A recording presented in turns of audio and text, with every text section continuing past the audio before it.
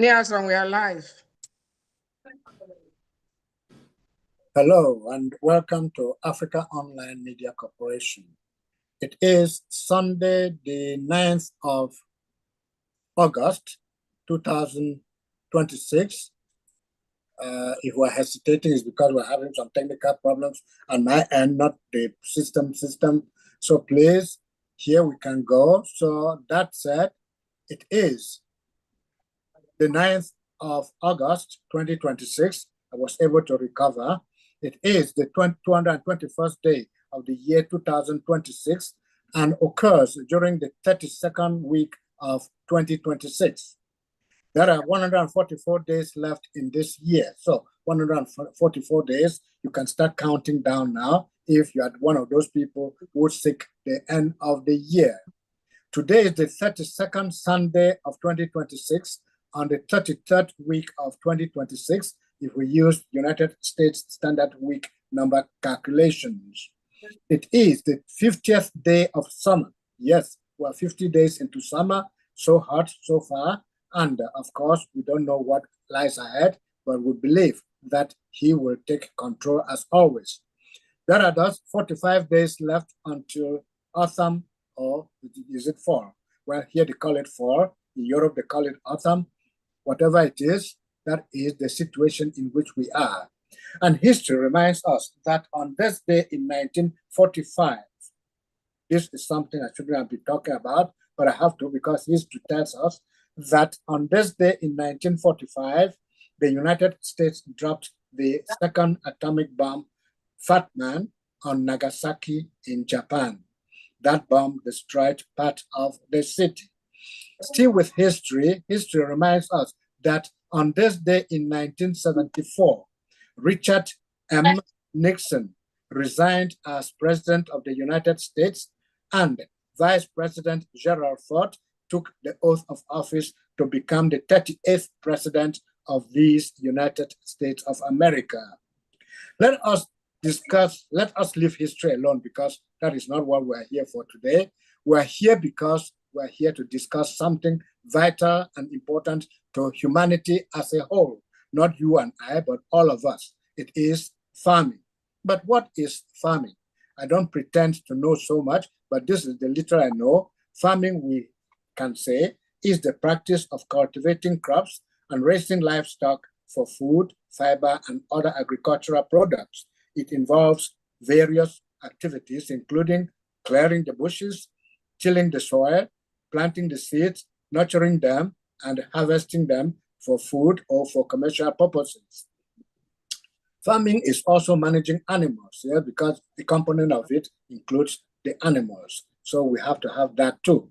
Farming is a fundamental aspect of agriculture, I should say, and is central to the production of food and other essential commodities, and encompasses a wide range of practices, techniques, and systems that are tailored to match what the environment provides. So at this point, I will turn to the chair of Africa Online Media Corporation, Reverend Palm, for her to welcome all of us to the program, especially to welcome our guest I see on the screen. I've not met her, but I know she is going to deliver the goods. Reverend Palm.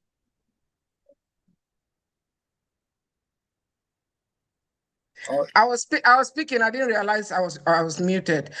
Thank you so much, Niason, for your faithfulness. We've been doing this for 10.5 years, and you are a legend. You are dedicated. You are faithful. It's truly an honor serving with you. On behalf of Africa Online Media Corporation, I definitely want to appreciate you. Our co-anchor, Ambassador Lisa, is on ministry duties, so she won't be able to join. Hopefully, Sister Ruth will fill in for her. I also want to welcome our viewers, those who are watching live on YouTube, those who are going to watch later on Facebook. And I honestly want to appreciate and welcome our sister, Dr. Patience Fielding, who is part of Africa Online Media Corporation, and our son, Mr. Ashani Hamilton. The first time I met this young man in 2019, I just wanted to grab him and put him in my purse and bring him to Houston. That's how lovable he is. And Dr. Phil, I'm hoping that you and Ashani will collaborate.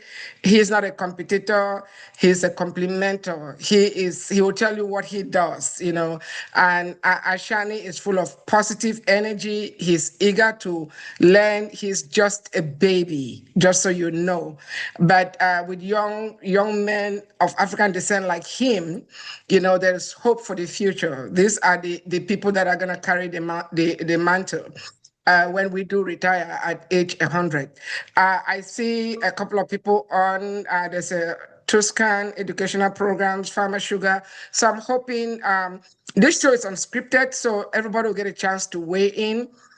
Feel free. There's no telling what's going to happen during the program, and we are streaming live. So, without further ado, I would like to go to Dr. Fielding first to take a minute and introduce herself to our viewers. And when she's done, we're going to go to Mr. Hamilton. Dr. Fielding, you are warmly welcome, and the mic is yours. Thank you so much for that warm introduction and for having me. It's such a pleasure. Can you hear me? Yes. Loud and clear. Okay, it's such a pleasure to be here. So my name is Dr. Patience Fielding. I'm originally from Cameroon, Bali Nyonga, and I've been a farmer in the United States. But before farming, I'm in education. I still am in education. So I trained to be an educator, working in all aspects of the education system, from secondary, primary, university, adult learning, international development, and education. But what happened is during the pandemic, we saw the shortage that happened with food, and we saw the problems, the challenges that were faced by society, especially Africans. And so that's what led me into farming, to become a solution, to provide food, to grow food that is not existent in the US, and to serve our population. So I'm not sure where you want me to end, but I just want to give a brief introduction about myself. I'm an educator, farmer, community developer, community leader, and so pleased to be here. Awesome. Thank you so much. What Dr. Phelan just said makes so much sense, because our motto for this organization is awareness, solution, and progress. We raise awareness about issues that affect our people, seek solutions to those issues with the hope of making progress. She saw an issue that affects our community in particular, and she's providing a solution. And because of that solution, there's progress in our community. So she needs to be lauded for that effort. So let's go now. Thank you so much, Dr. Fielden. Let's go to Ashani. Please kindly unmute yourself. Take a minute and introduce yourself. Hello. First of all, thank you so much, Reverend Pam and Africa Online Communications, for allowing me to be here, Africa's Brain Bank. Such an honor and a privilege. My name is Ashani Mabala Hamilton. I'm originally from Jamaica. I moved to the United States when I was 11 years old to Brooklyn, New York. And I went off to college in Illinois when I was 17 years old at Southern Illinois University in Carbondale. My goals have always been to become a veterinarian, and that journey has taken me all over the United States of America. I currently am a professional horseman in Leesburg, Virginia, and I'm actually representing my country, Jamaica, as a young professional here in the United States, with hopes of being able to travel back home to Jamaica to start working with the children there. The biggest, I guess, problem or solution that I bring to the table is education for the staff and the people that are on the farms, the people that work with the farms, is making sure that there's a safe space for not just the people that are making the food, but for more people to want to be a part of the farming community, especially of different people, of different ages, different creeds, different colors.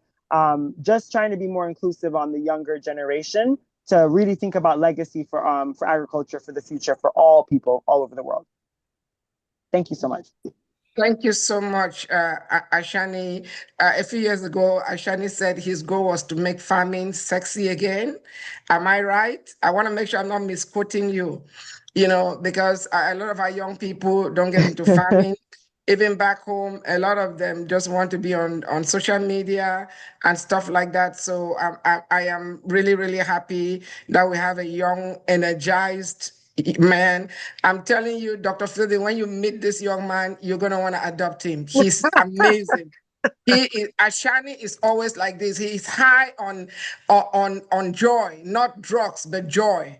That's he's always like that. What you see is what you get. He's not pretending. That's That's who he is. I'm telling Oh, you the that's truth. awesome. You know, That's like, awesome. I was very serious. It's just that when we met in 2019, the pandemic hit. I would have actually brought him to Houston, because that's the kind of energy I like to hang around. So before I hand over to our main anchor, the legendary Asonglefan Kemleke, I see our sister farmer Sugar. Like I said, this show is unscripted. Do you want to just take a minute and introduce yourself before we go to our main anchor too? And the person with Tukan education programs, if you want to turn on your camera, fine. If not, no problem. So Farmer Sugar, introduce yourself, and the mic is yours. Thank you so much for having me today.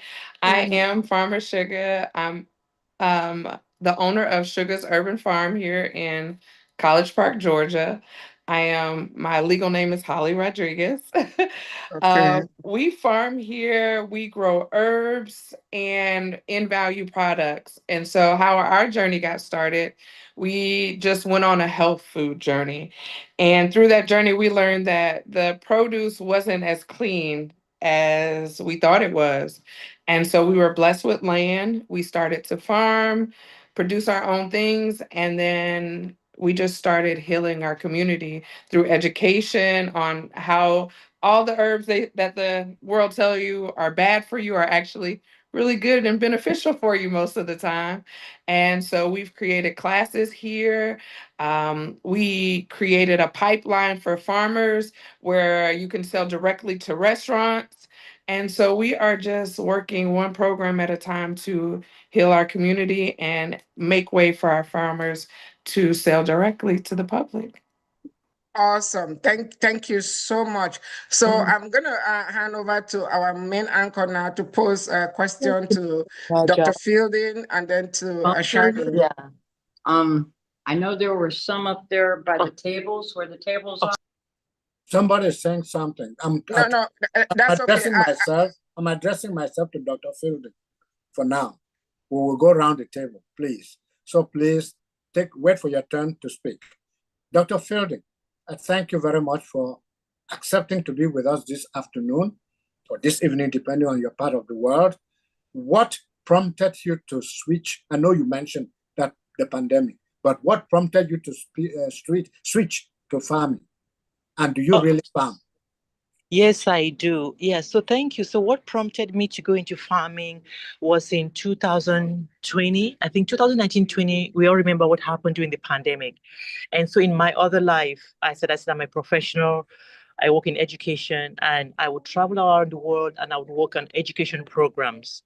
But for 2 years, because when the world shut down, we were home and everybody was kind of very anxious because we were not sure about what's happening with COVID. It was a new virus. We didn't know what the cure was. But what had happened was because of the shutdown, every place was shut down, and the only place we could. Can you hear me? Yes. Yes, The only place we were allowed to go was outdoors in the woods and for social distancing. And so what I would do with my family is take my family out into the woods, and I would just reminded me of back home. It reminded me of my grandmother, where I would visit my grandmother's farm. And I know during the time there was a lot of illnesses, this pandemic, and I was thinking, and I remember the way my grandmother would heal us, right? For example, she would do manyanga from palm oil. From palm nuts, she would do pump with pawpaw and guava leaves. She had an antidote for everything, and I thought it would be nice it just took me back to that same space. And I thought it would be nice to create a space for wellness and for food, and especially for Africans, because the food that we eat is not found in stores, right? The bitter leaf in Jaman in Jakatu is not found in mainstream. And so during the pandemic, people who depend on such foods, for them, food insecurity was very heightened. And I thought, how can I create a space where we have food, and not only food, but also introduce the kinds of food that are very healing? For example, bitter leaf that I grow, it's so medicinal. it is so nutritive, but we do not know that. And so I want to offer that not only to Cameroonians, but to the larger population. When we look at, again, during the pandemic, another thing that happened was I saw the discourses on African Americans and Africans. On one side, I was on TikTok, and African Americans are saying how Africans hate them, and Africans are saying how African Americans do not like them. So I'm saying, how is that possible when we're all from the same descent? Maybe I want to create a space where we start the conversation on who we are and also start healing. And so in my farm, I grow mostly African produce. I grow bitter leaf, njama, peppers, okra, okongobong, and I do farm to table dinners. The reason I do farm to table dinners is because I'm in the heart of Virginia. It's like the country. When you come, people say, how did you get here? But I believe that my ancestors sent me. I think everything is intentional and God in terms of his purpose, what I'm trying to do. And I'm in that space, which is very wide, very, very conservative, but I'm growing African crops. And I'm also doing African farm to table, introducing the crops, because I believe as immigrants, every immigrant group that came to the United States brought something. And I want also begin to put Cameroon on the map. A lot of people don't know where Cameroon is. And through the crops, through our programs, people get to know us. Not only are we offering food, we're offering a space for wellness. We are on 10 acres of land. And on that land, we have, in addition to growing food, we have a trail because we want people to be connected to nature. We have a space for games like basketball, outdoor chairs. We have a fire pit for people to gather around and tell stories, just like I used to do when I was with my grandmother. You know, when she would be cooking in the evening, we'll sit around our telling stories, and she's passing on wisdom. And so I want to recreate that space to offer to our community, to help build our community. There's a lot of disconnectedness. There's a lot of high levels of mental health, but nature has a solution for that. And I want to create, my farm is called Estamano Farm. It's a space for food, especially African food. It's a space for connection. In fact, I've been able to connect with so many people who are just so grateful for what I'm doing. My government, the state of Virginia last year, partner with me because they saw the need that I'm serving in the community. They gave me deep freezer. 2 years ago, they gave me a grant to serve populations that consume these foods because they recognize the importance. And this year, I'm now partnered with my local government to present agritourism. The space is a space for where people can come see the crops, they can come experience the crops, they come taste the crops. I can teach them about healthy living. In fact, I was very shocked because a lot of people do not know fresh produce. In the inner cities, most people grow on processed foods and canned foods. I did not know that. So I'm now introducing people to healthy forms of living where they can grow food, go to their garden, pick food, pick fresh vegetables, and prepare food. And also teaching people about the components, why food is medicine, and what we put in our bodies, how that affects our health and our well-being. So I'm not really growing food. I'm also using my background as an educator to really educate the community on healthy food and also to introduce our njama, our bitter leaf, and all those nutritious items to the American public because we could really use that. Yes, hold that thought, and we'll be back to you. I want to talk to Mr. Ashani. Is that how you say it? Mr. Sure. Ashani? Yeah, Shani, please. Niason, just 1 second before you go to Mr. Ashani. What Dr. Fielding just shared is really deep and is comprehensive. And I really want all of us to share some love icons and some claps for her because an educator, like I said earlier, identifying a major problem. Now she's taking it to another level. And I want everybody under the sound of my voice and everybody who's ever going to watch this show to visit her farm. Dr. Fielding, the next time I'm in the area, I'm going to personally come there and visit. And I see Sister Ruth, one of our co-anchors, just joined. I'm sure she would make a trip over there because she preaches the same gospel that you do. And I really like the fact that you do farm to table. A lot of us, those of us in Texas, as we all know, those who took American government or history, you know, Texas used to be part of Mexico. And I'm telling you, Mexican food is so popular. But how many people know Njamanjama or Achu or Okongobong? Oh, by the way, Dr. Fielding, Okongobong is my favorite vegetable. If time permits, I'm going to share a video that I made, I think 2 weeks ago, of fresh Okongobong that I got here in Houston. Awesome. That is, Awesome. as far as I'm concerned, that's the best vegetable God Yeah. ever created. You know, Yeah. so they call it something else in Nigeria, but Ogu. They call it Ogu. Ogo in Nigeria, but in Cameroon is Okongobong. So I just wanted to comment on that. And Dr. Fielding, we are so proud of you. I want you to know that. Oh, We thank are you so much. truly proud of you. Sister Ruth, you're welcome. So Niason, you can proceed. Again, this show is unscripted. So if you hear me interrupt Niason, it's not an interruption. It's just the nature of the show. All right, Ruth, Niason. welcome to the show. We missed you for the past century, so I'm sorry that, but happy to see you this afternoon. Welcome back to the show, Sister. Well, not sister, but Dr. Fielding. I'll be back to you. I appreciate what you are doing, and I wanted to continue with what I was asking Mr. Ashani. What prompted you to be young as you are, but in the field, dirtying your hands? Thank you so much, Dr. Patience.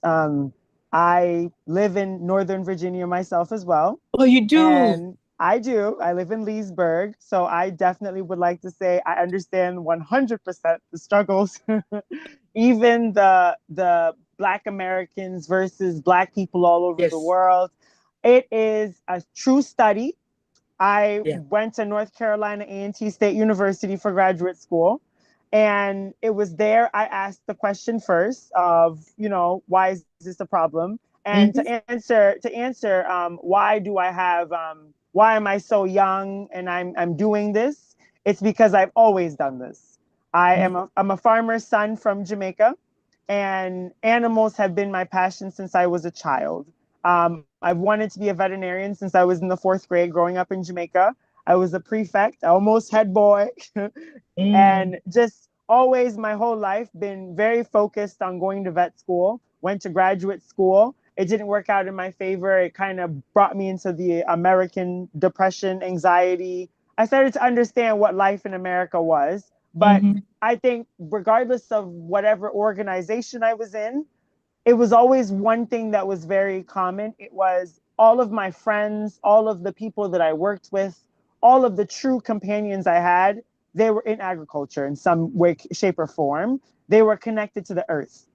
And I started to realize that me being in agriculture, the way how me and Reverend Pam met was through my mentor, our mentor, Dr. Joel Dudley Sr. And Mr. Dudley nicknamed me Mr. Farmer. And I would say that him naming me Mr. Farmer is definitely been the entrance to speaking about agriculture all over the world for me. But for me, it's deeper than, oh, I'm a farmer. I've kind of redefined what it means to be a farmer. My goals are very international as a farmer. I'm not just a farmer from Jamaica. I'm not just a farmer from the US. I'm a farmer that wants to inspire a next generation of farmers. I definitely understand that the boomer remover is the farmer remover. Watching, especially from Loudoun County, and Dr. Fielding knows exactly what I'm talking about. Yes. Watching, living here. I am a horseman in the wealthiest county in America.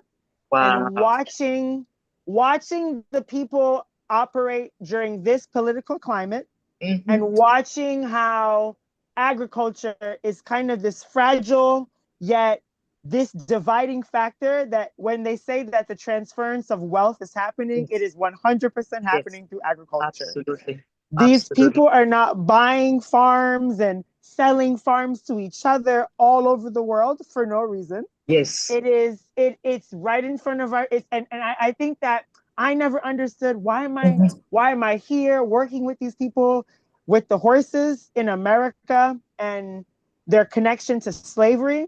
I'll put it to you very, very quickly. Before they were breeding horses, they were breeding slaves in America. So being a Black person and wanting to ride horses and being a part of this horse industry is not very looked upon as something that's supposed to be so. Now, Yes. I'm from Jamaica, so I'm a smiling dragon. Mm. You were never going to tell me I wasn't going to come. I was going to come and bring my friends.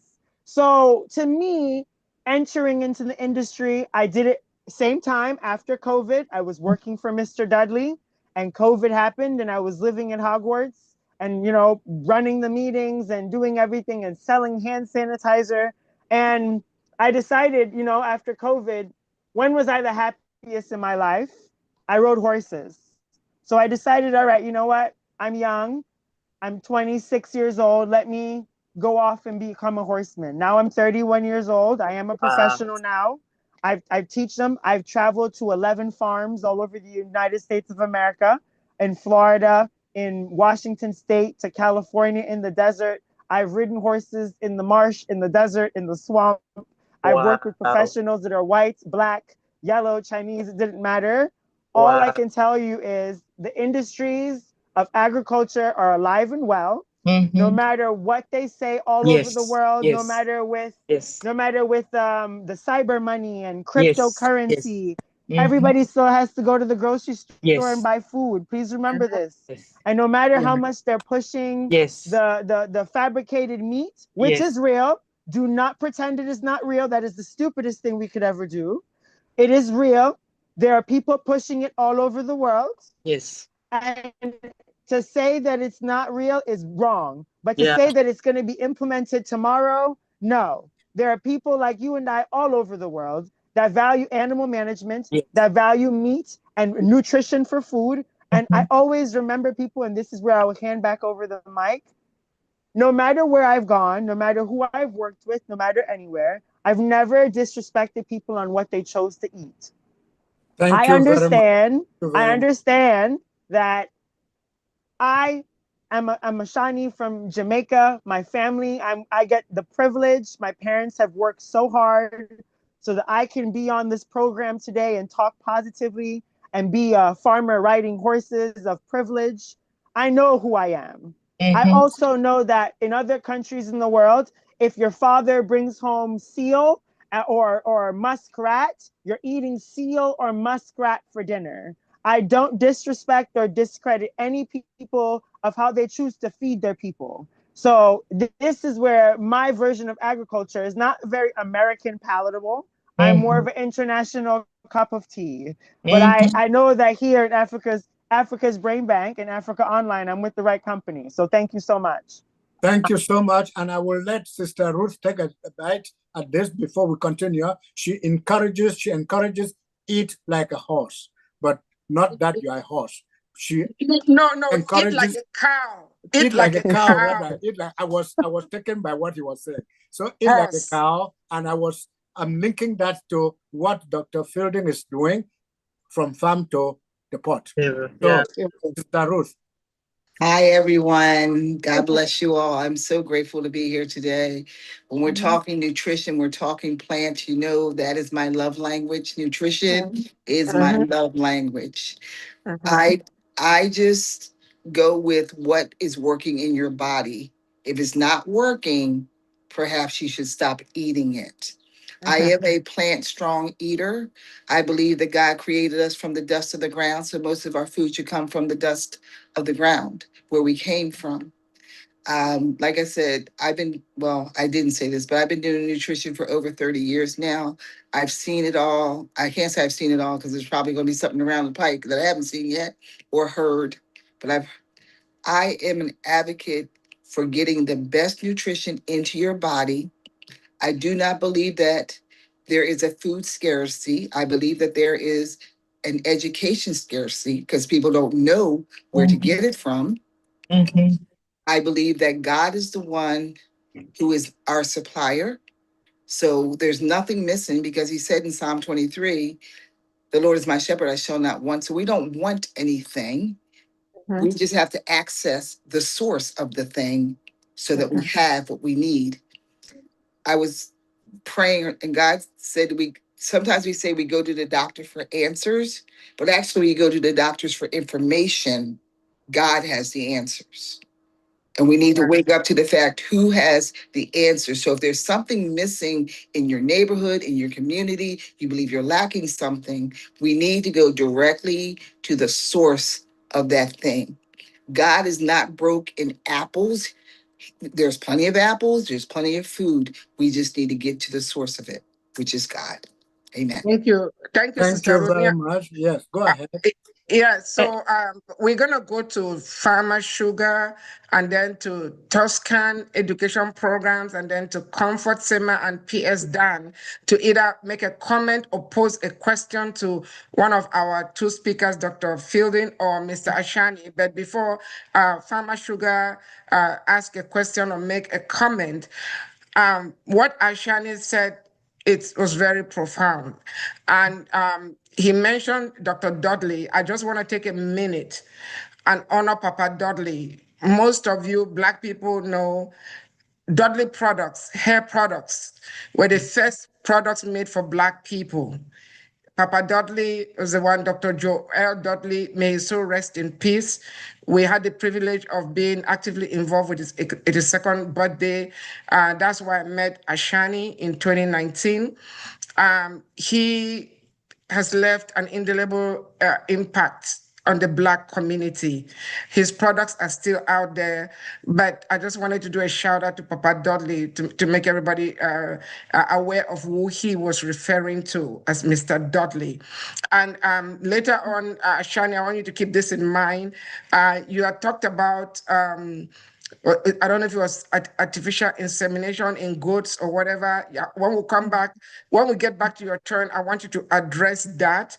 And then I'll also like Dr. Fielding, when everybody else has made their comments, to talk about what the biggest challenge has been in the farming experience. So, and I thank God, Dr. Fielding.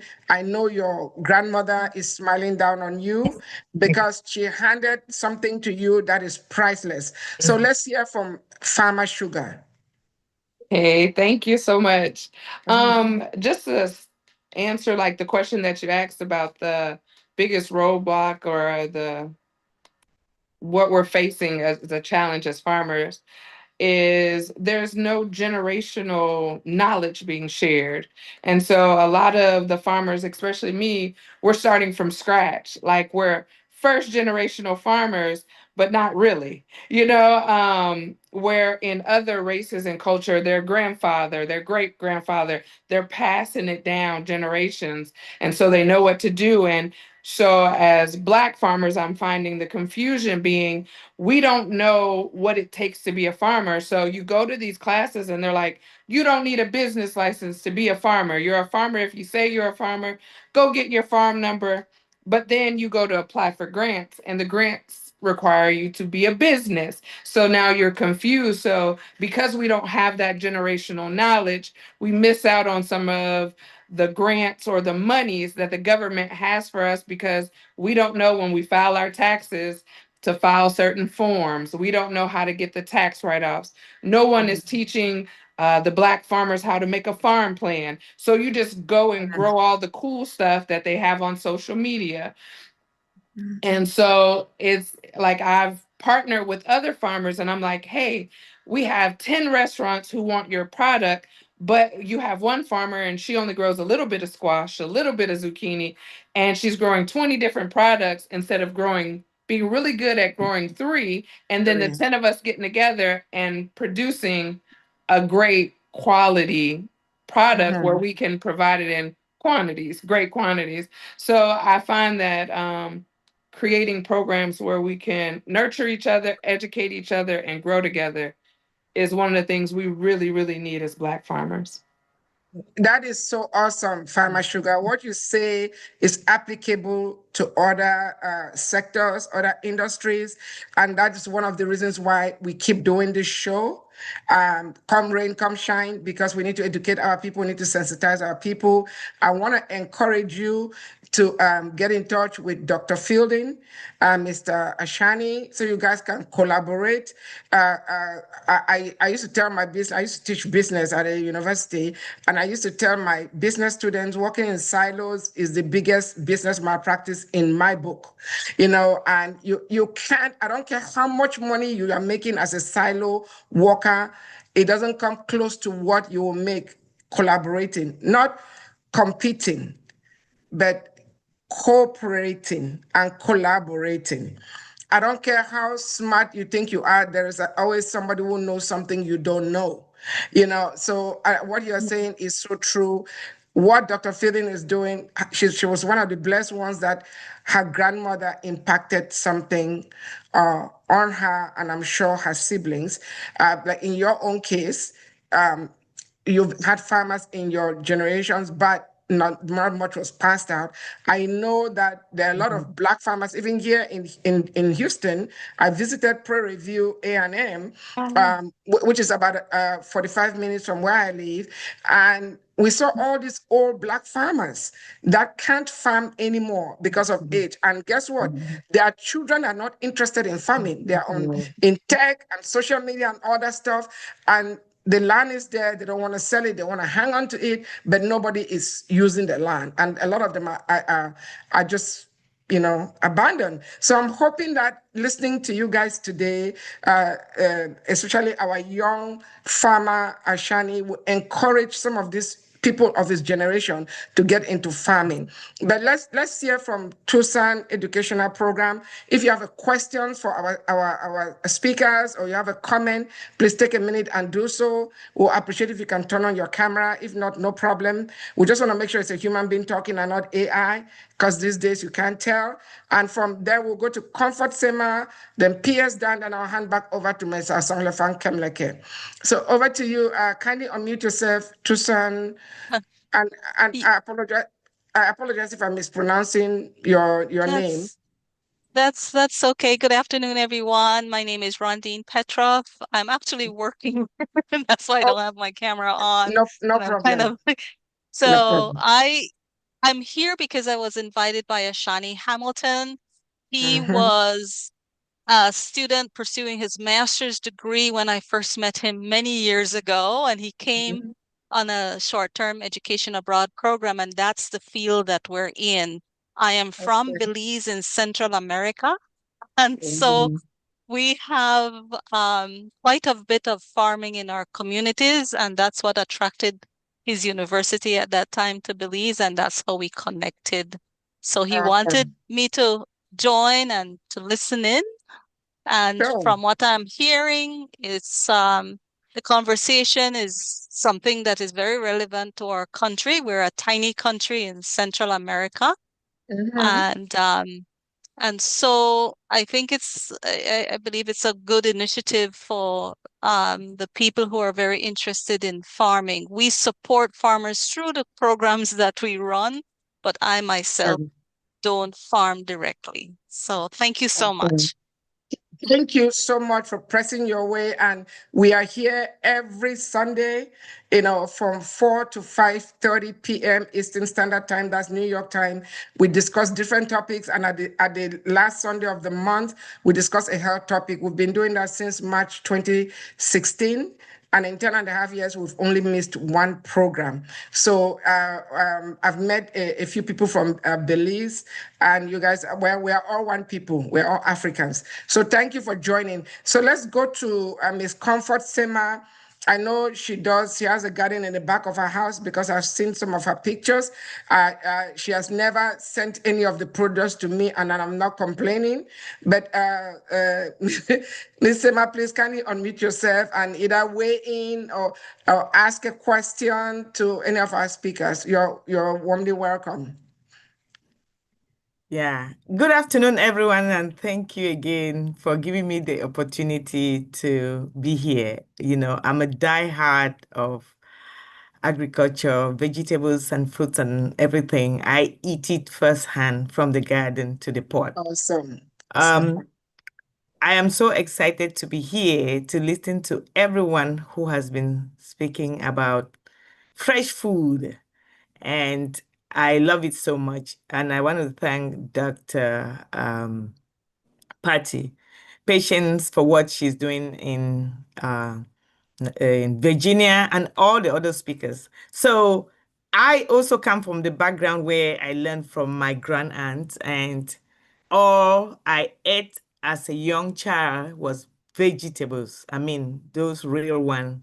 So when I came to United States, I was following vegetables to buy fresh from the garden, and God gave me a little land here.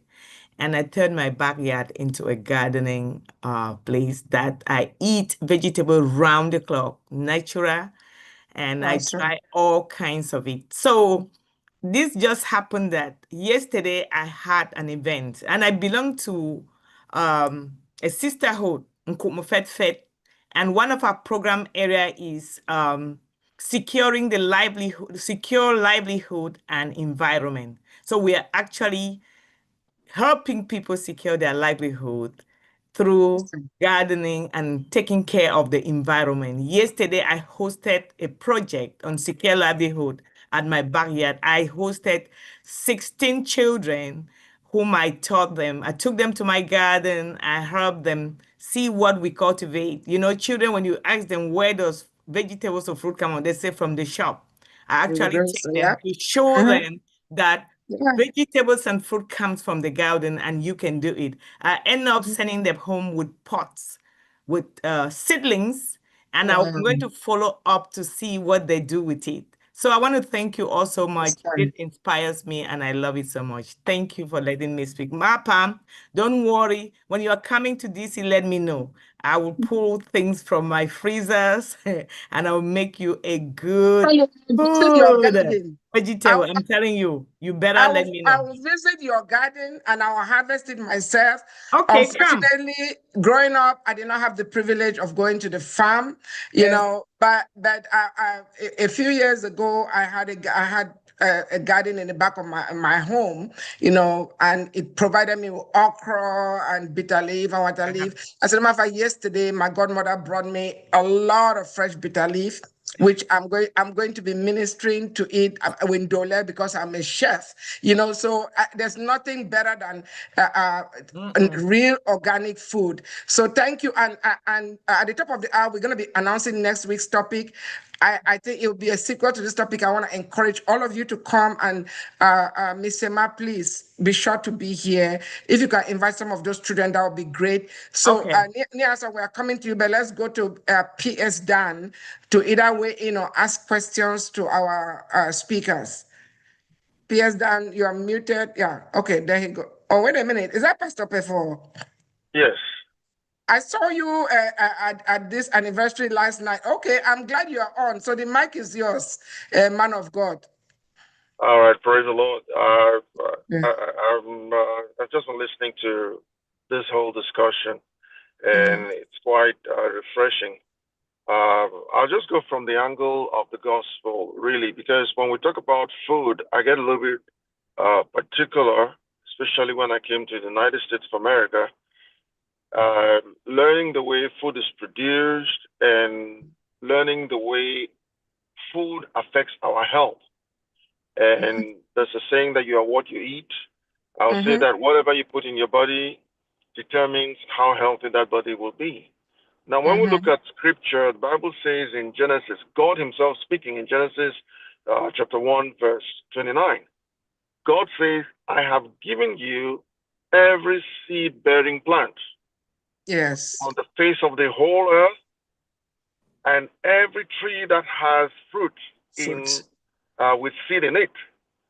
They will be for you as food and medicine. So it's important for us to realize that when it's talking about food that has seed, it's talking about food that is not engineered. And that's Mhm. why I have a problem with food that is engineered, like someone was talking about engineered meat and all that. The body is a natural component that is produced by God and that is manufactured by God. And God has made food which has seed in it to be able to reproduce for us to use it for our healing. And therefore, if we push food from the angle of health, a lot of people will understand a little bit more why. I tell my children, don't just buy food because it's cheap. Buy Mhm. food and eat because it's good and it's healthy. Because you're Mhm. better off eating something and staying healthy than going to the doctor to take care of an illness or an ailment. And if Yes. you start that young, if we train our children young to eat healthy, it's going to be very important. And the angle of the church, even the church has to take upon that as a crusade. We Mhm. pray for a lot of people who are sick, and sometimes we have to ask, where is the sickness from? If we Exactly. can go to some of the origin, the root of some of these things, we will not have to struggle as men of God trying to pray for people who, for so many years, have been eating the wrong thing, eating bad food, and today they are sick. So I just wanted to chime in on that. And thanks so much, Mapam, for this program and my patience. The Lord bless you guys.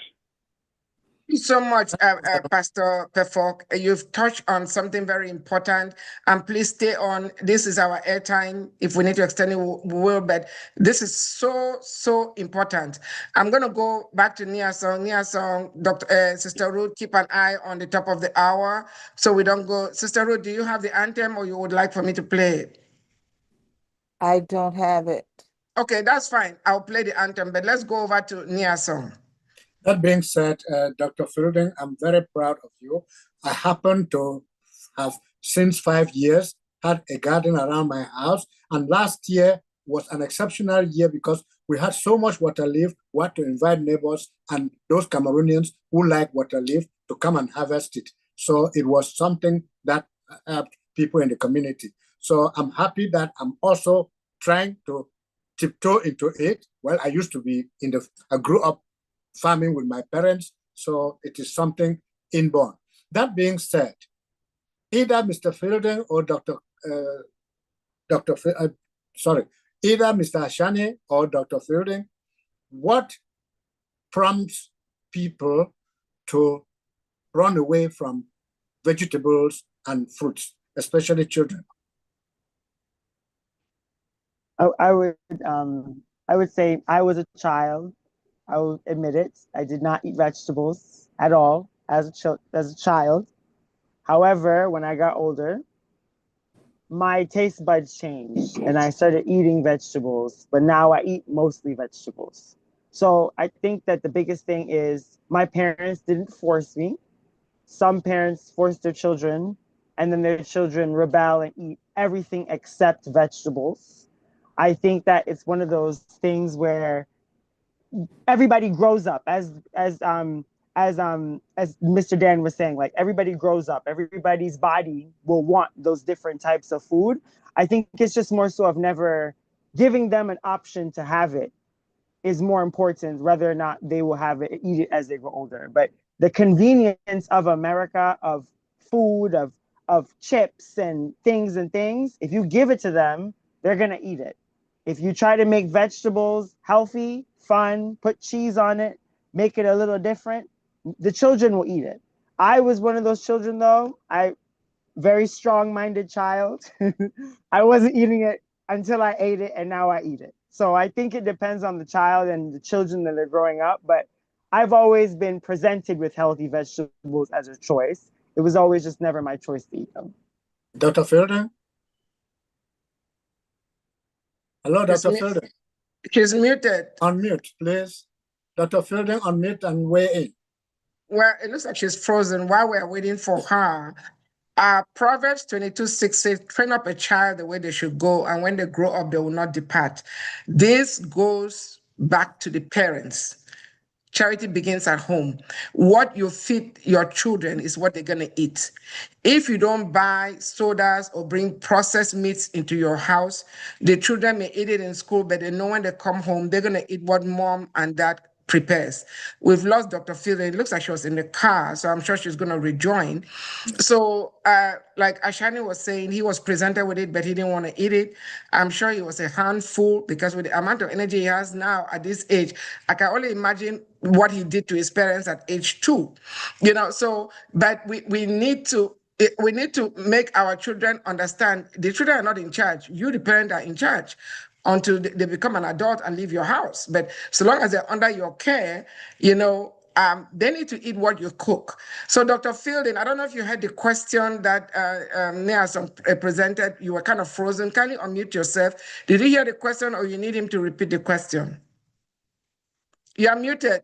Dr. Fielding, you are muted. Kindly unmute yourself, Can you hear please. me?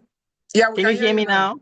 Okay. Yes. No, I heard the question is about, and I think Mr. Ashani answered the question. I think why children don't, and you also want to answer the question, it's about the choices. Oftentimes, as parents, for example, us growing up in Cameroon, I don't know about when my mother prepared the food, that was the only option. You didn't have a choice, you know. If they prepared okra and you didn't like okra, then you go hungry. So you train kids to start eating early.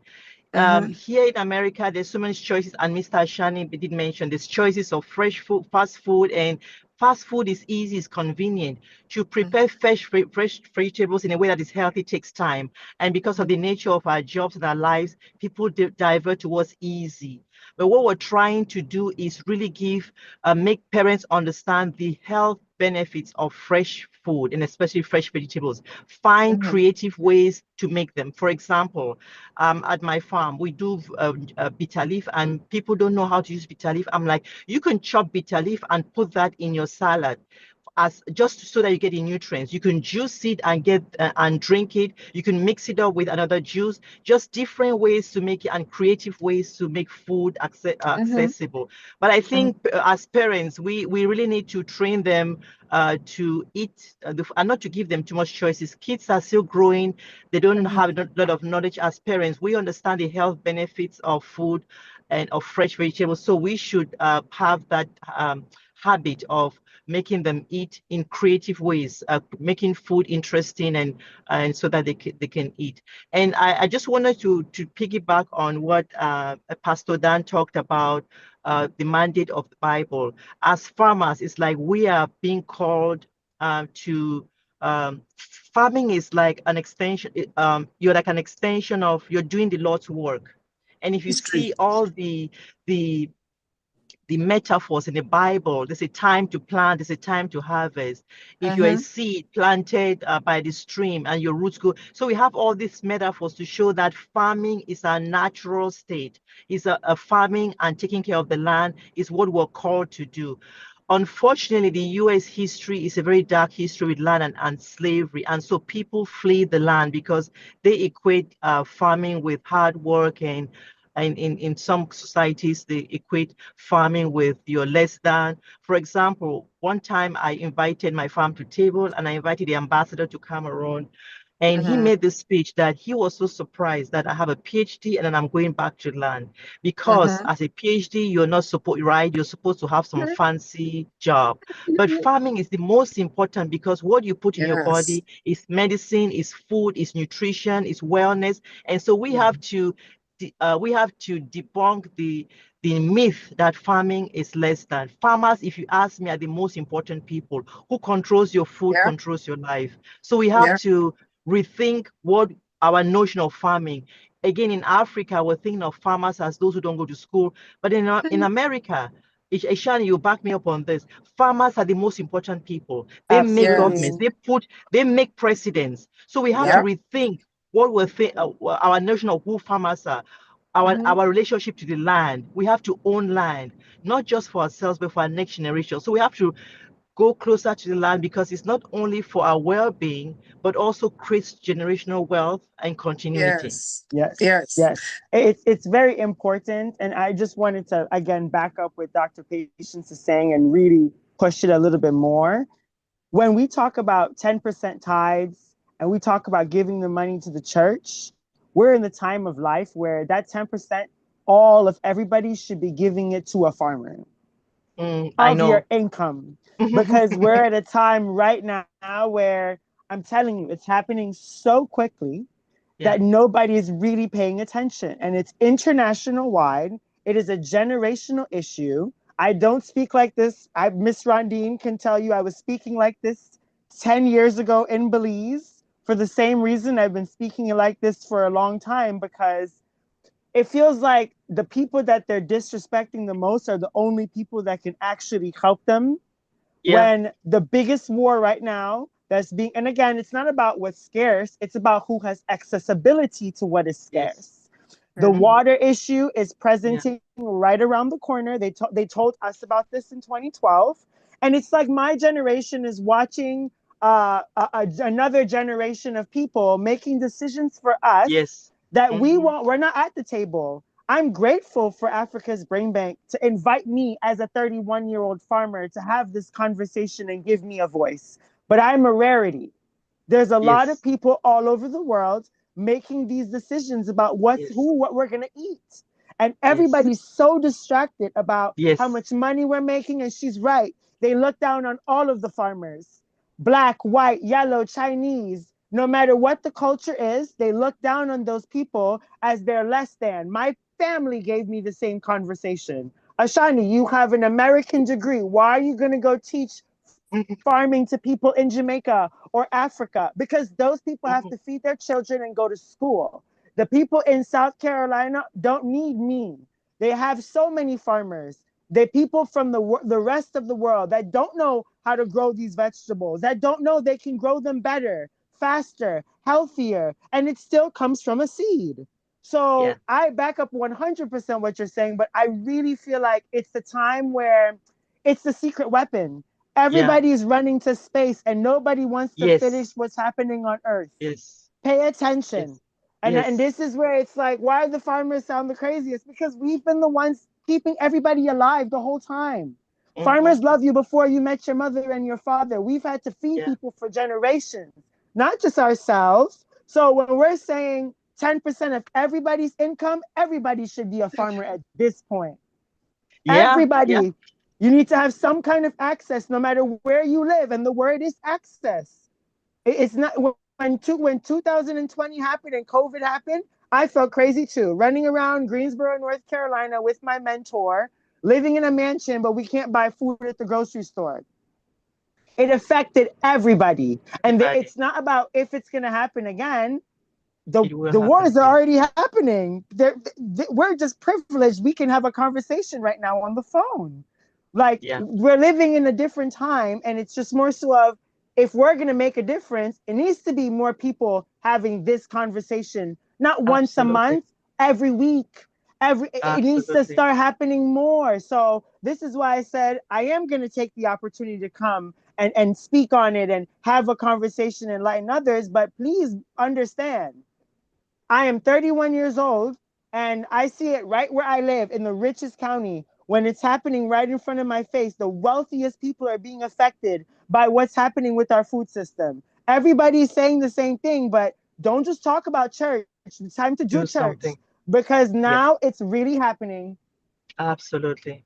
Shani, we are at the top of the hour, but before I share it with you, have a few seconds. Let me just make a disclaimer. Africa Online is not telling people not to pay their tithes. Please continue to pay your tithes 10%. However, in addition to your tithes, Mr. Ashani Bala Hamilton has passed a decree today that you must give 10% of your income to a farmer. If you can't find any farmer, send it to Dr. Patience Fielding. Send it to Mr. Ashani. There's so many on this call. You'll find one to give the 10% to invest in. Yes. That's right. The time has come. Yes. Okay. Okay, so I'm going to go ahead and play our anthem. Dr. Fielding, I cannot wait to see what you and Ashani are going to do together with Farmer Sugar. I am so excited. Okay, let me play the anthem. Take a sip of water, please, and let's come back at the end of the anthem.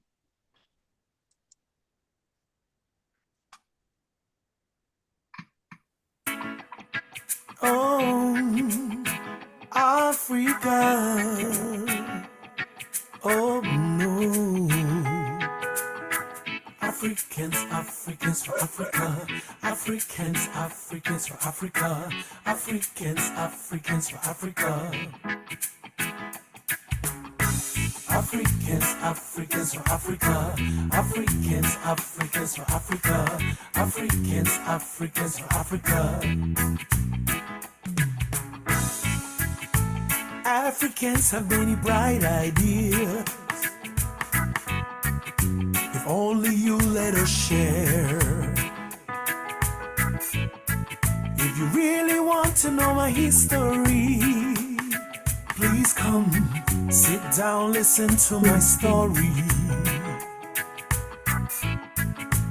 God gave us a wisdom.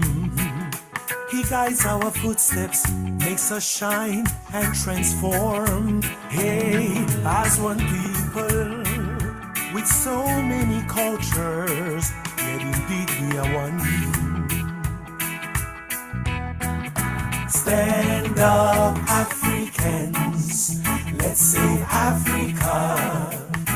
Let us all unite behind Africa Online Media Corporation. Stand up, Africans, let's save Africa. It's time to come together, promote awareness, progress, and solution. Hey, Africans, Africans for Africa. Africans, Africans for Africa. Africans, Africans for Africa. All Africans can rally for a common cause, to believe without judgment in what our brother does, to identify and resolve our challenges, to allow each other's ideas without regard to standards, as one people with so many cultures. Yes, indeed, we are one.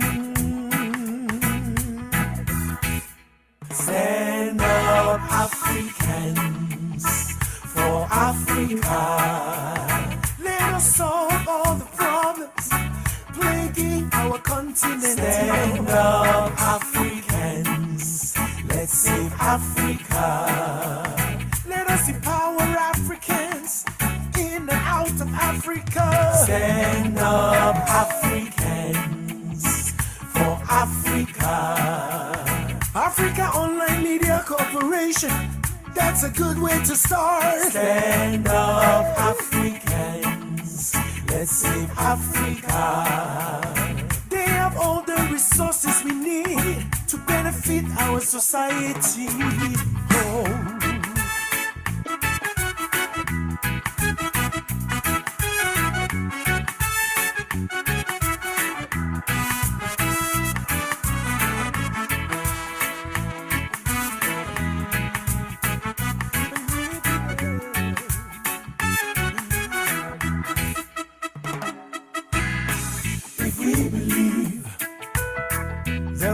Education for everyone, if we believe.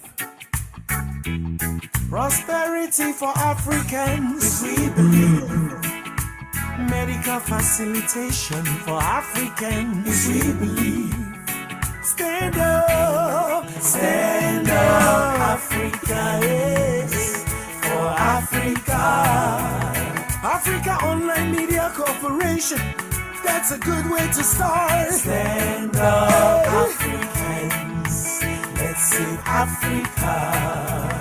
Africa is a cradle of civilization, the motherland. Stand up, Africans, for Africa.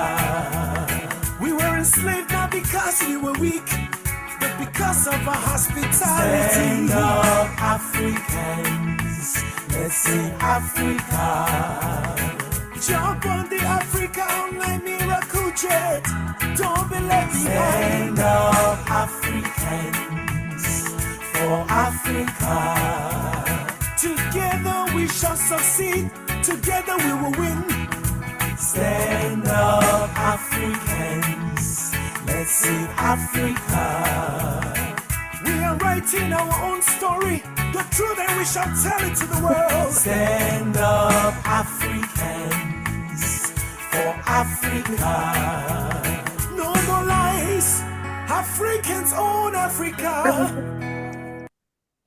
No more lies. Africans own Africa. That's our anthem, written by yours truly, under the anointing and composed by our son DJ Skipper.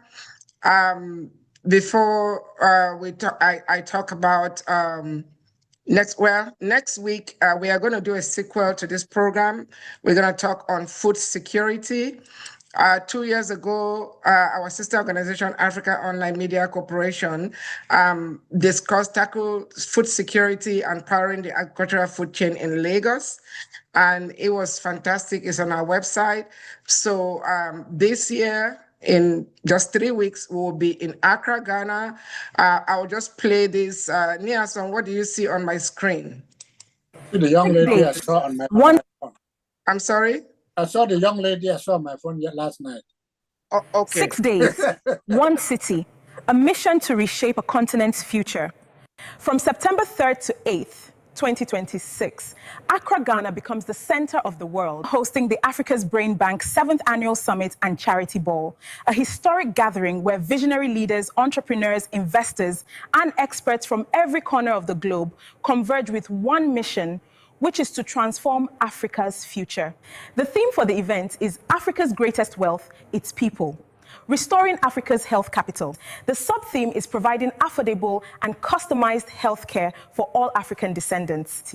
On Thursday, 3rd of September, there will be an intimate, fun-filled homecoming reception. On Friday, business to investor to business market, where you can connect with businesses and investors to facilitate transatlantic trade and globalization opportunities. On Saturday morning, a transformative symposium will bring together medical masterminds to discuss restoring Africa's health capital and offer revolutionary healthcare solutions. Saturday evening, there will be an exquisite red carpet, healthcare summit, and charity awards gala. On Sunday, we will have the Billionaire Breakfast Brunch, where you can learn from a billionaire while enjoying a sumptuous breakfast and lunch featuring the finest of Africa's cuisine. On Sunday afternoons, we will have the beach retreat where you can unwind and network, enjoy fun activities, and have meaningful conversations at the beach. On Monday, at the heart of it all, there will be an historic medical city groundbreaking in Ada, a legacy built, not for today, but for generations to come. We will also have the Greater Accra Tour. On Tuesday, we will visit Cape Coast and the Elmina Castle. 6 days of purpose, 6 days of celebration, 6 days that will define what is next. Visit africasbrainbank.org to register now. This is more than a summit. This is history in motion. Join us in Accra and become part of the legacy. You cannot afford to miss this great event. Don't be left behind. September 3rd to 8th, Accra, Ghana. Be there. Okay. That, I think she did a better job than me, even though all those images, the Lord helped me create them. I am very excited and addicted to AI. I'm going to ask Ashani, after Nia Song poses his own question, and Dr. Fielding, if they incorporate AI in their farming. But next week, again, we're going to do a sequel to this show talking about food security. That's what we're going to be discussing next week. So Niasong, I'm going to hand the mic back over to you. Well, I don't have a question. I just have an appreciation for both Dr. Fielding and Mr. Ashani for being here today. And please, if you can make the time next week, also join us, because food security is also as important as producing the food. But I appreciate the fact that garden to a table, to dining table, is better than going to the shop to buy those other adulterated things. I'm sorry if I use that term, and the people listening may not appreciate it, but the food we eat has been so adulterated that they tell us that it gives us the illnesses that we all have. So what do you encourage us to do? Eat more vegetables, eat more fruits? Dr. Ashani, Dr. Fielding, or Ashani? I think what is also happening is a lot of people have now, just like you, they're doing backyard gardens, right? Yes. So we have a lot of Cameroonians, which is very encouraging. In fact, we have a group of growers of African vegetables in the DMV area. We have a WhatsApp group, and we share tips, we share seeds, we share questions, and some of them even sell. So I think there's a resurgence. People are now understanding the importance of owning your food source, controlling your food source, and knowing what exactly you put into your stomach, because that really affects your health. So I'm very encouraged by that. But it's a lot of challenge, because it comes with, again, we're doing this on the side. Most of us, all of the farmers I know have full-time jobs. This farming doesn't sustain them, and farming is hard work. So the question is, how do we begin to find those resources so we could support farmers and then make the farming sustainable so we can begin to have year-round fresh organic vegetables in our community? I guess that's a challenge for us now, and that's what we're now working on. Awesome. Once Ashani answers the same question, this show is unscripted again. Everybody gets a chance to talk. So I see someone with Miracle phone. We're iPhone. We're gonna go to you, and I see Mr. Leroy Mohammed who just joined us, and Lola. We're gonna give you the mic to weigh in. We are discussing agriculture, specifically farming, and we do have two farmers. We're three farmers here, and I am very, very excited about this program. Again, this show is unscripted. You never know what's going to be said here. So, Miracle, are you able to Ashani, go ahead and respond to Mr. Nkemleke's question, and then we're going to go to Miracle iPhone. Hopefully, they will tell us who they are and show their face. If they cannot show their face, just tell us who they are. Go ahead, Ashani. Absolutely. So to agree again with Dr. Patience, and to just reiterate what everybody's saying, it's a core. Let me explain it to you simply. If you're gonna think about farming now, it needs to be a part of just who you are as a person. Kind of what she explained. She has taken the responsibility since she grows the food to then go meet up with other people that grow the food. Me as a young man, my goal is to bridge social entrepreneurship and natural entrepreneurship. So it's bringing farmers together. So I want to meet with Dr. Patience, but it's more so of not just meeting with her now. I want to introduce her to all the farmers I know in Northern Virginia. It doesn't matter if I'm not here. This is what we're talking about. It's more so of a responsibility within people that like each other, that all want to eat the same good food. The problem is accessibility. It's not that it's not there, okay? You just don't know where they live. Imagine if you opened up your phone and you said you wanted okra and you lived in Houston, and everybody that grew okra can pop up on your phone. And then somebody go pick it up and drop it off at your house. Yeah. Yes. That's the problem. So, but it's now more of a major problem, because what if only one man owned all of the okra? I'm talking like a Jamaican now. What if one man own all of the okra? You have a problem. So this is where we're saying, okay, it's not just, think about it. We're gonna talk about it. No, if you eat food, you need to start thinking about how you're gonna get healthy food, because the healthy food options are about to start going away a little bit more. They're gonna become more expensive. It's gonna, when I said 10% from your budget, you already give 30-40% to the people them at the store for go buy your groceries. Don't tell no lie. Okay? So just give them 30, give them 10, and give your local farmer, preferably somebody that look like Dr. Patience and look like Ashani. Give them your money to go get more land, because they know what they're doing. And they can go find more people to give you okra and bitter root and cabbage and goat and pork and pigeon, whatever you want. Preach, We brother, know where they live. All of us are friends. It's just more so of like, how can we now alert these people that look like us? You don't have to grow the food. It's just you need to know who grows your food now. That's the problem. You need to know who's growing your food. We know that the store is a problem. The price is too much. They're putting pesticides in it. So, all right, everybody's failing us. It's a safety. The issue now is safety of the food. It's quality of the food. It's not that the food is there. They're always going to give you onion and grape and potato in a Walmart. Absolutely. It's if you should go there and buy it anymore. I'm not saying don't go to Walmart and go buy other things, but maybe you should get as local as possible. Maybe you should go pick up that one day on Sunday morning We're gonna cook dinner for the rest of the week. And then you go again next Sunday. You see? Or you call somebody from another place that you know. Safety is the issue. Safety. Yes, I agree.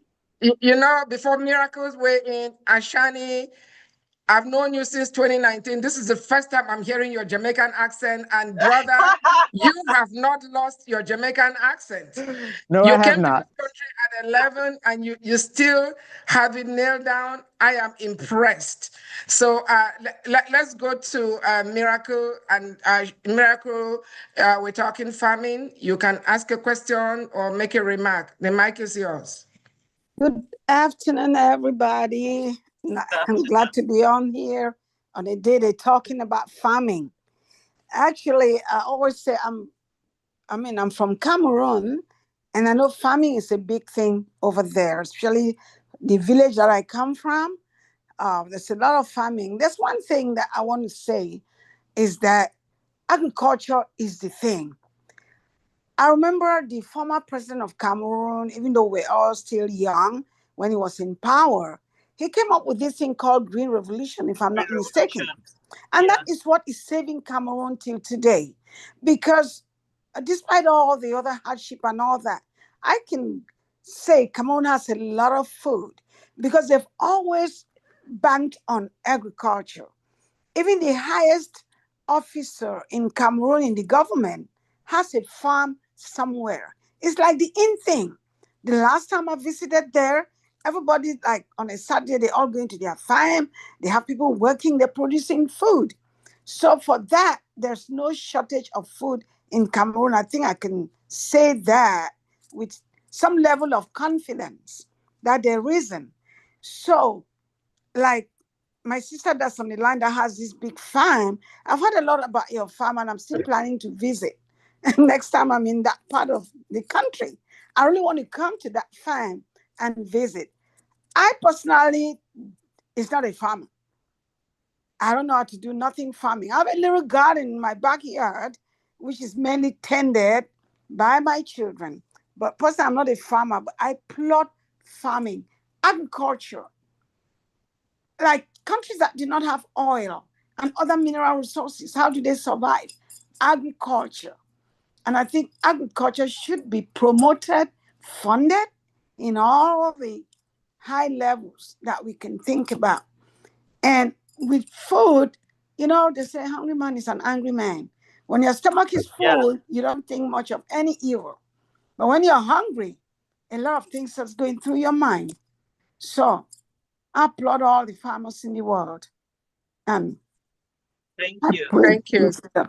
Okay. Thank you, Reverend Solange. Let's go to Mr. Leroy Mohammed and then Nia Song. I'll hand over to you for the round of the table. Okay. Yes. Go ahead, sir. Yes, peace and greetings to you all.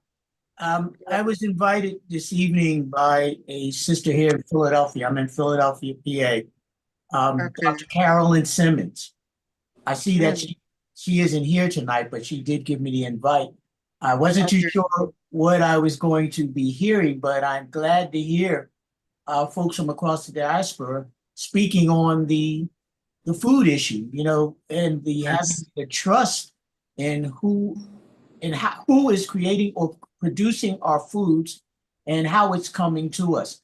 I don't use the word farm too much myself, even though we call ourselves urban farmers, but the space that I'm actually growing in is probably 40 yards by 40. I don't even have a half of a football field for growing. And of course, in this region that I'm in, I have a limited amount of time for growing. But what I am trying to advocate for our people here in Philadelphia in particular is to take the land that is beneath their feet, some of the abandoned spaces that have been sitting there for years. The key issue that you have to go and make sure that that soil is tested so that you don't have any runoff of acidics and other bio issues that are in the soil. And we've been blessed to do that in a few of the places that we're currently doing. So I'm glad to say that I am eating at least a half of the year from my own garden space. Awesome. being able to feed others as well. Awesome. Thank you so much, Mr. Leroy.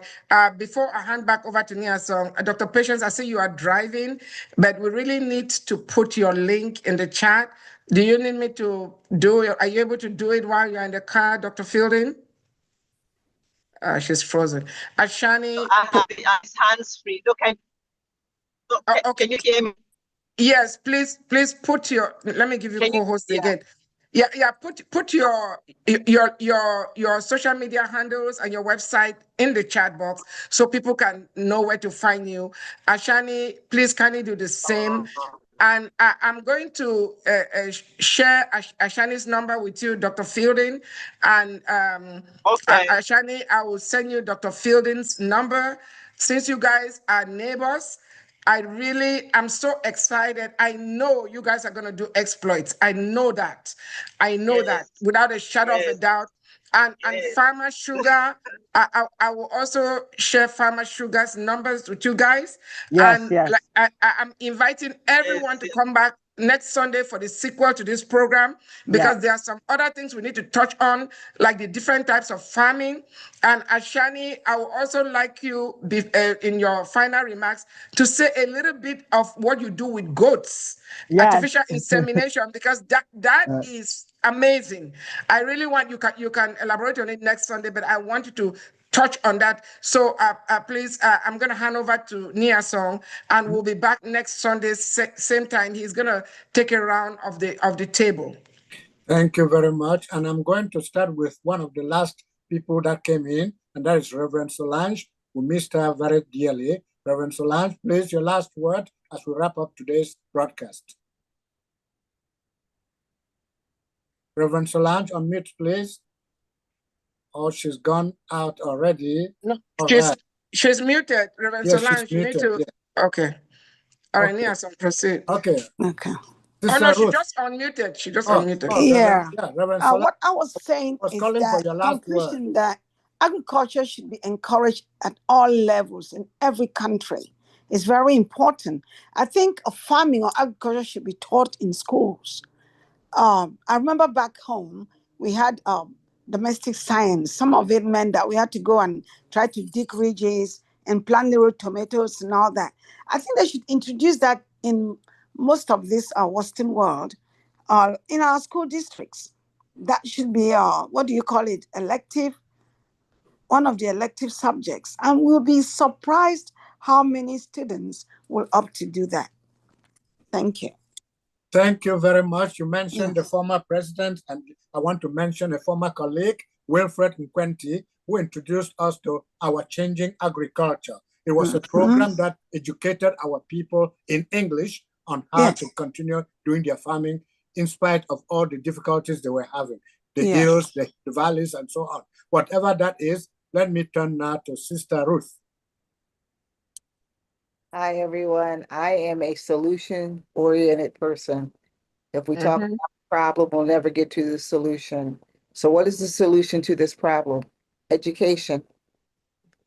If each one of us who is a farmer find 3, 4, 5 children and teach them how to farm, and then they teach their friends how to farm, then we take it into the school. I live in Philadelphia as well. We are urban farmers and all that stuff.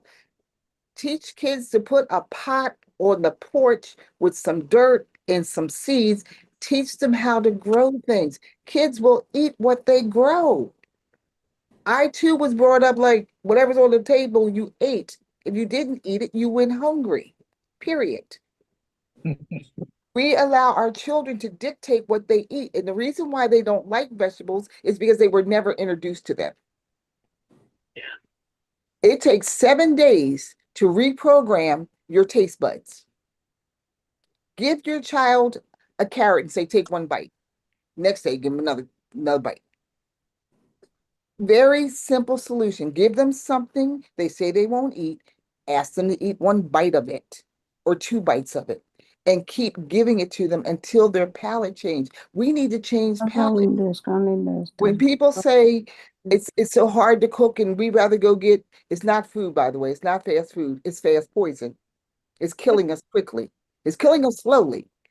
But Anyway, I live in the city. There's lines going around the block at Chick-fil-A. The time you're in line at Chick-fil-A, you could have made your child a meal of rice and beans and some vegetables. That takes less than 30 minutes. And it costs about $1 per person instead of $30 to feed two of you. We need to teach our people to make better decisions, make better solutions, because we think everything is hard. It's not hard. It's a decision. When you make a decision, it cuts off everything else and you stay with the decision you have made. We have to stop making excuses about who won't let us do what. What do you mean somebody won't let us do something? I'm a child of the king. Can't nobody stop me. That's right. What you talking about? That's right. Food desert. No, God is the supplier. God is not broke. God has plenty of everything for us. It's us asking God for the solution rather than talking about the problems. Back to you. Thank you very much. Farmer Sugar, please start to unmute. I want to call on you now to give your last word. Farmer Sugar, please. Oh, Sugar. Yeah, Farmer Sugar. Are you still with us? Yeah, she is. Okay, Please, let her can you unmute. unmute yourself, Farmer Sugar? I love that name, by the way. Farmer Sugar, can you unmute yourself? Ania, so I think we should go to the next person until she. Yeah, I'm going to Mr. Leroy. Pastor Leroy Mohammed. He's unmuted. Leroy Mohammed, please. Oh, yes, sir. Maybe I misidentified you as a pastor. So. Oh, no, it's okay. I get accused of that often. Okay. Well, what were you asking, brother? Your last word on the program. Oh, I'm glad I was introduced. I'm going to make sure that I take the link, and I've been given some information. And I'll be here next week, God willing. Thank you very much. Thank you for having me. Sister Comfort Sema, I've missed you too on this program. So say your last word.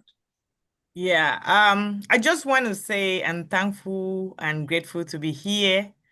And when it concerns vegetables for the kids, as we all have echoed, if you prepare vegetables every day, the kids will eat. My kids are out here, but they come to the garden all the time to ask. They ask me to prepare the vegetable I usually prepare for them. So they are always wanting to eat what they used to eat. So thank you all. Let us continue to do the great work and spread the good news, starting from the kids. Thanks.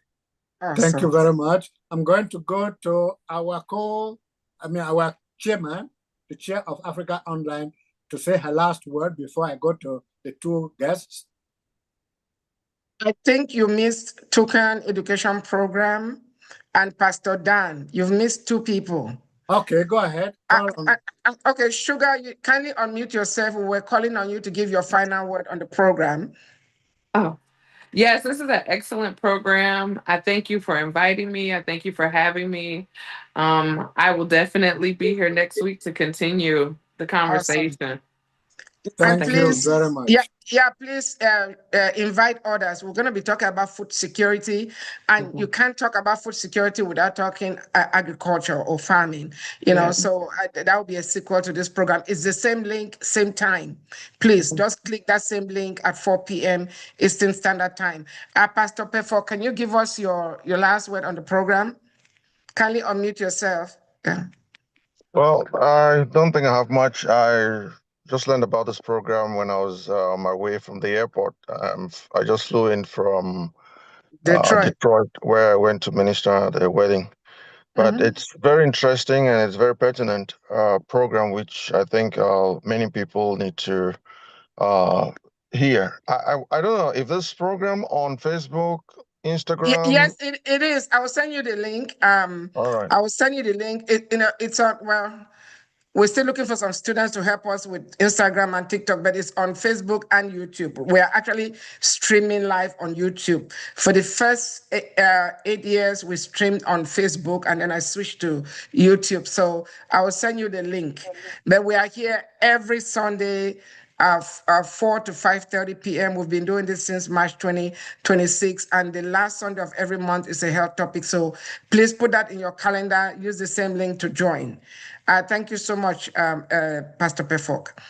So let's go to Tucson Education Program. I know you said you were at work. Our sister from Belize, kindly unmute yourself and give us your last word, and hopefully we'll see you next Sunday.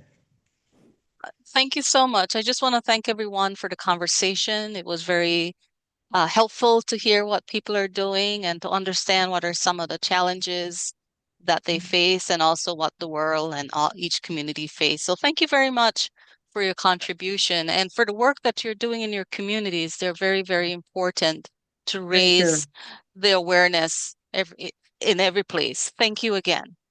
Thank you so much. So it is your turn now. Okay, yeah, Belize is actually on my bucket list. So on behalf of Africa Online Media Corporation, I really, truly want to thank our special speakers today. Dr. Patience has been part of Africa Online from day one. Dr. Patience, thank you so much. And let me say this to you, Dr. Patience, and we can discuss this offline. Our sister organization, Africa's Brain Bank, will be having its 10th annual summit, its 10th anniversary in the DMV area in 2029. And I will make sure we make a trip to Esther Manor Farms as part of our activities. That you have my word on. That would be awesome. Yeah, yes. So I'm just telling you right now, 3 years notice, so but this show is really been very enlightening. I'm not surprised by Ashani because this is who he is. What you see is what you get. Dr. Patience, he may wear you out. I'm just warning you right now in advance. No, he will not. I want to feed off that energy. I need that, especially on days where I want to feed off his energy. Good. So Ashani, I am so proud of you, dear. So proud of you. So proud of you. The English, I wish I could convert to a Jamaican accent to speak to you in my dialect. I can do it in both.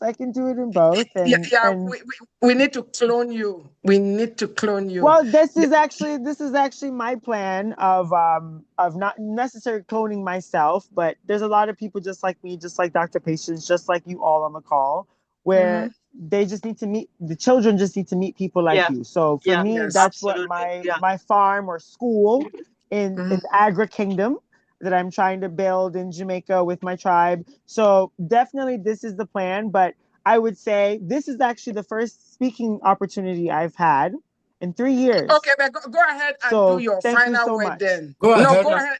Go ahead and do your final word, and then we're gonna close with Dr. Fielding.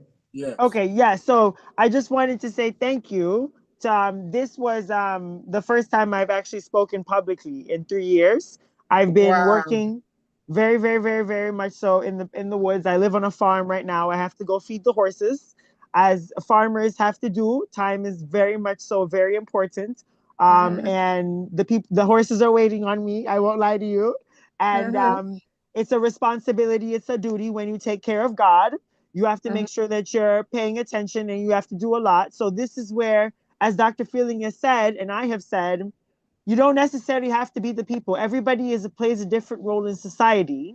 It's just this is not the season of life for you to ignore the people that are taking care of the food, the animals that are being put in your body, the food, the vegetables. This is the time to kind of put some attention on them.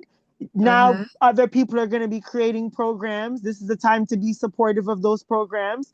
If you're going to put your money in investment opportunities internationally, right now, agriculture and food management preparation and making sure that people have food, care, this is the only way that's going to actually push the world forward into a better place. I love what the young sister said about if a hungry man is an angry man.